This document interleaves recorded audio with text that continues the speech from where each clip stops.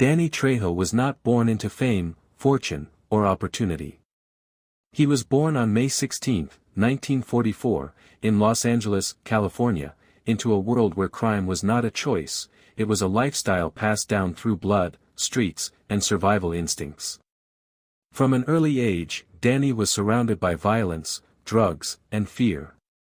His father was often absent and abusive, and his uncle, a man Danny later described as both his hero and his curse, introduced him to heroin at just 12 years old. That single moment quietly shaped the direction of Danny Trejo's life for years to come. By his teenage years, Danny was already deep into the criminal underworld of Los Angeles. He became involved in drug dealing, armed robbery, and street violence. For him, crime wasn't thrilling, it was normal. Jail cells felt more familiar than classrooms. Police sirens were background noise to daily life. At just 17 years old, Danny Trejo was arrested for the first time. It would not be the last. Throughout the 1960s, Danny was in and out of California's most dangerous prisons, including San Quentin and Folsom Prison. Inside, survival demanded strength, fearlessness, and reputation. Danny became a prison boxer, fighting other inmates for respect and protection. Each fight hardened him, physically and emotionally. But prison didn't just punish Danny, it transformed him. Behind bars, Danny battled severe drug addiction, especially heroin. Many nights were spent shaking, sick, and broken, wondering if he would even live to see another day. Death was common in prison, and Danny knew his path would eventually end the same way, unless something changed. That change came unexpectedly. During one of his prison sentences, Danny encountered Alcoholics Anonymous, AA, meetings inside prison. At first, he mocked them. Weakness had no place in his world. But desperation has a way of opening doors pride keeps locked. Slowly, Danny began to listen. He heard men talk about regret, responsibility, and redemption. Danny Trejo was not born into fame, fortune, or opportunity. He was born on May 16, 1944, in Los Angeles, California, into a world where crime was not a choice, it was a lifestyle passed down through blood, streets, and survival instincts.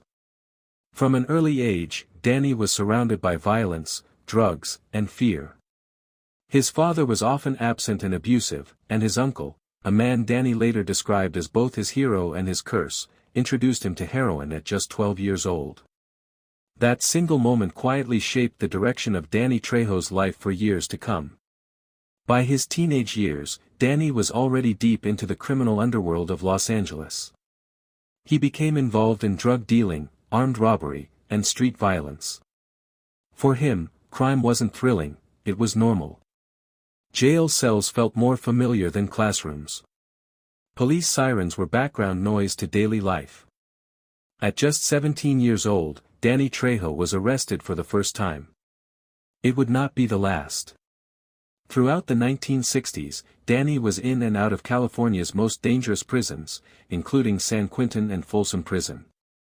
Inside, survival demanded strength, fearlessness, and reputation. Danny became a prison boxer, fighting other inmates for respect and protection. Each fight hardened him, physically and emotionally. But prison didn't just punish Danny, it transformed him. Behind bars, Danny battled severe drug addiction, especially heroin. Many nights were spent shaking, sick, and broken, wondering if he would even live to see another day. Death was common in prison, and Danny knew his path would eventually end the same way, unless something changed. That change came unexpectedly. During one of his prison sentences, Danny encountered Alcoholics Anonymous, AA, meetings inside prison. At first, he mocked them. Weakness had no place in his world. But desperation has a way of opening doors pride keeps locked. Slowly, Danny began to listen. He heard men talk about regret, responsibility, and redemption. For the furs. He chose sobriety. It wasn't easy. Withdrawal nearly killed him. But day by day, meeting by meeting, Danny stayed clean. He began helping other inmates recover, offering guidance, protection, and hope. In a place built to destroy humanity, Danny found purpose. By the time Danny Trejo was released from prison in 1969, he had spent over a decade behind bars. He walked out with nothing, no money, no education, no connections, except one thing. He was sober. And that sobriety would become the foundation of an unbelievable transformation. But freedom was dangerous. Los Angeles hadn't changed. Drugs, gangs, and crime were still everywhere, waiting to pull him back. Danny faced a brutal question. Backhand index pointing right: could a man shaped by prison survive the real world? That answer would come from an unexpected place. Hollywood. Backhand index pointing right Part 2 will reveal how Danny Trejo accidentally entered the film industry, and how his past almost destroyed his future again. After his release from prison in 1969, Danny Trejo faced a reality more dangerous than prison itself: freedom. With a criminal record and no formal education, jobs were nearly impossible to find. Many of Danny's old friends were either dead, addicted, or still locked behind bars. Temptation surrounded him every day. One bad decision could send him straight back to prison, or worse. To survive, Danny committed himself completely to recovery.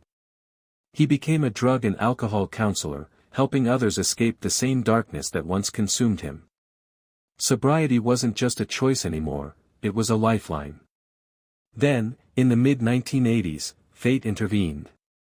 Danny was visiting a former inmate on the set of the movie Runaway Train, 1985. He wasn't there to act, he was there to support a friend struggling with addiction. But Danny's appearance immediately caught the attention of the filmmakers. With his scarred face, hardened stare, and intimidating presence, Danny looked like someone who had lived a dangerous life, because he had. The director asked Danny if he could help train the lead actor for a boxing scene. Danny agreed. He was comfortable in the ring. He had fought for survival in prison gyms long before Hollywood sets. That single decision changed everything. While coaching, someone noticed Danny resembled a real criminal they were searching for to play a prisoner in the film. Within hours, Danny Trejo, the ex-convict, was standing in front of a camera. He had no acting experience. No training. No agent. Yet the camera loved him. That small role opened doors Danny never imagined.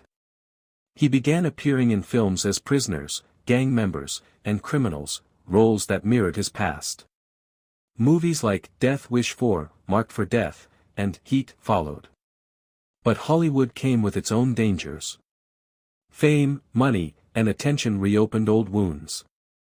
Drug dealers recognized him. Parties tempted him. The same addictions that once destroyed his life waited patiently for his return. Danny Trejo knew one relapse could erase everything. So he set one rule for himself. Backhand index pointing right: no matter how big the role, sobriety comes first. He refused roles that threatened his recovery. He stayed close to AA meetings. He continued counseling others, even while working on film sets. Danny didn't see acting as success, he saw it as responsibility. Still, Hollywood was preparing something bigger. A role that would turn Danny Trejo into an icon. A character so violent, so unforgettable, that audiences would never forget his face. The name of that character was Machete. By the late 1990s, Danny Trejo had become a familiar face in Hollywood, even if most people didn't know his name yet. He was the man behind the bars. The dangerous inmate. The silent killer with scars and tattoos. Directors loved him because he didn't act tough, he was tough. Every look, every movement came from real experience. But what audiences didn't see was the discipline behind that image. Off camera, Danny Trejo lived a strict life. Early mornings, recovery meetings, healthy routines, and constant self-control. He understood one truth clearly. Backhand index pointing right: the man on screen could be violent, the man off screen could not. Everything changed in 2001. Danny appeared in Robert Rodriguez's film Spy Kids. Unlike his usual roles, this movie was light, colorful, and aimed at children. Danny played Uncle Machete, a strange, tough, but lovable character. The role shocked everyone. Children loved him. Parents laughed. Hollywood realized something powerful. Danny Trejo had charisma, not just menace. This version of Machete grew into something bigger. In Grindhouse, 2007, a fake trailer titled Machete exploded in popularity.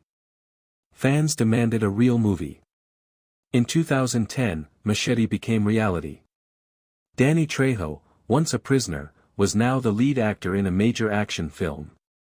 The character was brutal, fearless, and unstoppable. It became his signature role and turned him into a cult legend worldwide. But behind the machete and machine guns was a man still fighting his past. Danny never forgot prison. He never forgot addiction. He used his fame to speak openly about rehabilitation, second chances, and recovery. He visited prisons, mentored at-risk youth, and reminded people that change was possible, even after decades of destruction. Yet success brought pressure. Hollywood tried to lock him into one image. The violent criminal. Danny accepted the roles, but never glorified crime. In interviews, he often said, "If I die tomorrow and people remember me as the guy who stayed sober and helped others, that's success." By now, Danny Trejo had appeared in over 300 films and TV shows, becoming one of the most recognizable faces in the industry. But his greatest test wasn't on screen. It was proving that a man shaped by violence could choose peace, every single day. By the time Danny Trejo became a household name, many people believed his life had finally become easy. They were wrong. Fame didn't erase the damage done by decades of addiction, violence, and prison. It only magnified it. Danny carried emotional scars far deeper than the ones on his face. Behind the camera, Danny lived quietly. He avoided Hollywood parties, stayed away from drugs and alcohol, and kept his circle small. While others chased luxury, Danny chased stability. One of his greatest struggles was identity. Hollywood celebrated him for playing criminals, but Danny feared being defined by them. He never wanted young people to believe that violence led to success. So he made a rule. Backhand index pointing right: if my character commits violence, it must have consequences. That's why many of his roles end with his character being arrested, injured, or killed. Danny believed stories should teach truth, not fantasy. Danny also faced personal loss. Relationships suffered. Family connections were complicated. Years in prison had stolen time he could never get back. He often spoke openly about the guilt of not being present in his children's early lives. Yet instead of hiding from this pain, Danny used it. He spoke at rehabilitation centers, prisons, and schools, sharing his failures without filters. He didn't preach success, he warned about consequences. "I don't tell kids how cool prison is. I tell them how lonely it is."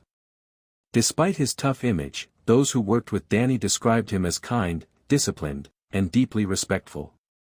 On set, he was known for helping younger actors, protecting crew members, and insisting on fairness. In 2020, during a public incident where violence broke out nearby, Danny chose to walk away instead of fighting, a moment that symbolized his entire transformation. The man who once survived through fists and fear now survived through control. Danny Trejo proved something rare. Backhand index pointing right: true strength isn't how hard you hit, it's how well you resist hitting back. But his story wasn't over yet. Because the greatest legacy isn't built on fame. It's built on what you give back. By the time Danny Trejo reached his 70s, his life had become something few people ever achieve, a living lesson. He was no longer just an actor. He was no longer just a former criminal. He was proof that redemption is real. Danny often said that fame never saved him, service did. Helping others stay sober, mentoring young people, and speaking honestly about failure became his daily mission. He measured success not by money or awards, but by how many lives he could influence away from destruction. One of Danny's proudest achievements came outside Hollywood. He launched Trejo's Tacos and later Trejo's Cantina, businesses built not just for profit, but for opportunity. He intentionally hired people from difficult backgrounds, former inmates, recovering addicts, and those society often ignores. To Danny, giving someone a job wasn't charity. It was trust. Even as his filmography crossed 300+ roles, Danny never chased prestige. He accepted roles that paid the bills, kept him disciplined, and allowed him to stay useful. He often joked, "I don't say no to work, I say no to drugs." His honesty made him different from Hollywood legends. He didn't hide his past. He didn't rewrite history. He owned every mistake, because those mistakes were the foundation of his wisdom. When asked how he stayed sober for decades, Danny gave a simple answer. "I don't wake up trying to be a star. I wake up trying to be useful." Today, Danny Trejo stands as a cultural icon, not because of the violence he portrayed, but because of the violence he refused to return to. His story resonates especially with people who believe they've gone too far to change. Danny Trejo's life answers that fear clearly. Backhand index pointing right. If a man shaped by prison walls can build a life of purpose, then change is never out of reach. This is not just a Hollywood story. This is a human story. And it continues, every time someone chooses recovery over relapse, peace over anger, and purpose over pain.